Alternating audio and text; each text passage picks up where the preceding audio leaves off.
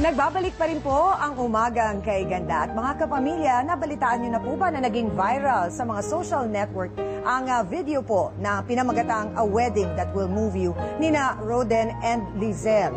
Makikita po rito ang naging preparasyon ng kasal nga po nina Roden at Lizelle sa kwarto po ng isang ospital sa Maynila. Masaya at excited po ang lahat pero ilang oras lamang ang nakalipas ay binawian nga po ng buhay ang groom na si Roden dahil nga po sa stage 4 cancer sa atay. Marami po ang nalungkot sa kinahantungan ng pagmamahalan nila Roden at Lizelle habang ang iba naman po ay mas na-inspire sa tibay at wagas nga po ng pagmamahalan ng dalawa. At kasama po natin ngayong umaga, live na live dito sa studio, ang nag-post po ng video na kapatid po ni Roden na si Haset Go. Umaga kay Ganda, Haset. At kasama rin natin ang kapatid ninyo na si Hashim. Si Roden ay ang elder, siya ang pinakamatanda sa inyo. Oo, eldest brother ninyo. At kasama rin natin si Mami Lorely at of course, ang may bahay ni Roden na si Lizelle. Una sa lahat, Lizelle, ang aming taus-pusong pakikiramay sa pagpanaw ni Roden. Gusto lang namin malaman na paano yung pinagdaanan nyo, noong mga panahon na nalaman mo na, kasi sa kwento sa akin ni Mami Lordy kanina, parang masakit lang daw ang tiyan ni Roden, parang may iniinda lang siya. Tapos nung na-confine na siya, yun na yun, nagsunod-sunod na, hindi na siya nakauwi ulit sa bahay. Kasi nga po, nalaman namin yung ano niyan, yung sakit niya. Naka-confine na kami nun sa ospital. 29 yata yun, yung nalaman. Pero wala kasi ako dun sa ospital nung sinabi ng doktor. Okay. So, sinong kasama ni Roden noon? Mami, kayo po? Kami lang dalawa pumunta sa ospital. That time, siya na mismo ang sabi niya, punta tayo ng hospital, ma.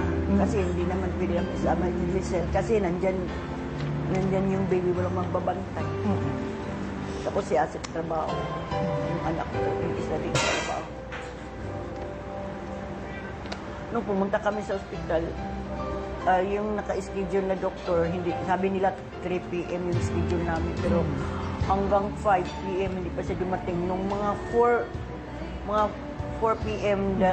May 27, hindi na nakayanan na maghintay pa sa doktor. Sabi niya, ma, hindi ko na kaya, ma. Sakit-sakit na talaga. Nakita ko sa mukha niya, namutla siya.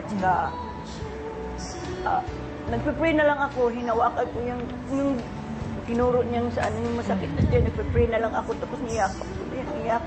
Habang pinupunasan ko siya, pawis na pawis siya.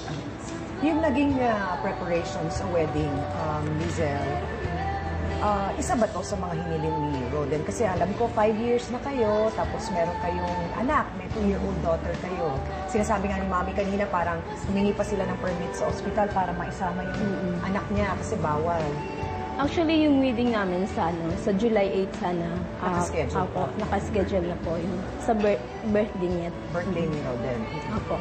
Ayun nga, nung nalaman na yung sakit niya, parang sinabi ng doktor na yung mga gusto ng pasyente na mga gusto niyang gawin, ibigay niya sa kanya. So, isa ito sa mga kahilingan niya, yung makasal kayo.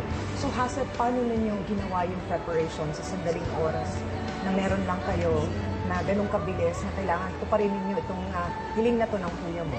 Opo. Actually, the day before nung wedding, kinausap ako ng doctor kasi nag-round siya. Tapos nung nakita niya yung kapatid ko, pinarangkas niya sa akin na physically, parang tingin ko yung months or even weeks na tinitingnan natin na medyo magtatagal pa si kuya mo, we're looking at days na lang sa ngayon.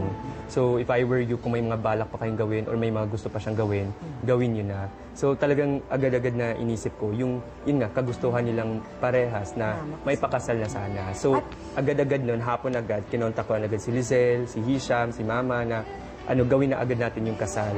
Tapos nung kinausap ko si kuya, sobrang na-touch ako kasi nung sinabi ko, kuya, may balita ako sa'yo, good news. Tapos dumilat agad siya. Sabi ko, ano yun? Sabi ko, kuya, bukas na yung kasal mo. Tapos sabi, so nakita mo talagang maligaya. Sobrang ngiti. Yun yung parang hindi ko makakalimutan. Yung ngiti talaga na idulot sa kanya yung saya.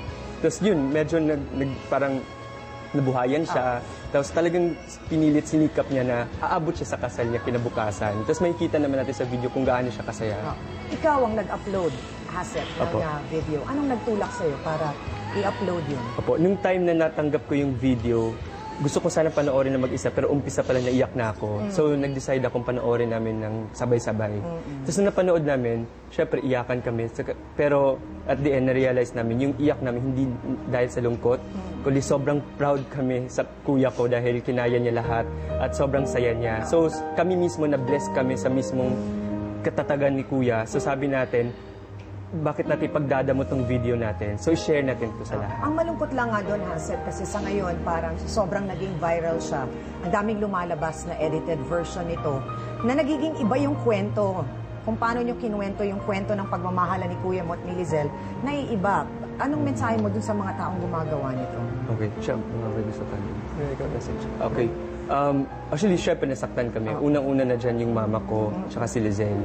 Kasi nga po, totoong nangyari to sa buhay eh. Kumbaga, hindi to scripted, hindi to lahat. Pero ginagamit nila sa ibang paraan. So, dun lang po kami nasasaktan talaga. At sana po, wag naman nila i-take advantage yung dahil sa naging viral yung video ng kuya ko. Kumbaga, pwede nilang i-share, tapos maglagay sila ng inspiring na message para sa lahat. Kasi yun naman talaga yung purpose din namin. At sa tingin ko rin yun yung purpose din ni God. Kaya nagkaroon ng video na ganito para maraming matouch, maraming mabless sa story nila. At saka ng family namin. Mami, alam ko po na para sa isang nanay, napakahirap at napakasakit po na bilang isang ina, mawalan po ng anak ng ganito kaaga. Ano na lamang po ang mga mensahe ninyo para sa mga nanay din po na dumadaan sa ganitong klaseng pagsubok po sa ngayon? Yung pagmamahal, Opo. yung alagaan sila ng maayos. Kasi kami, kahit hindi kami ganun kayaman, full of love kami. Opo. Sama-sama kami.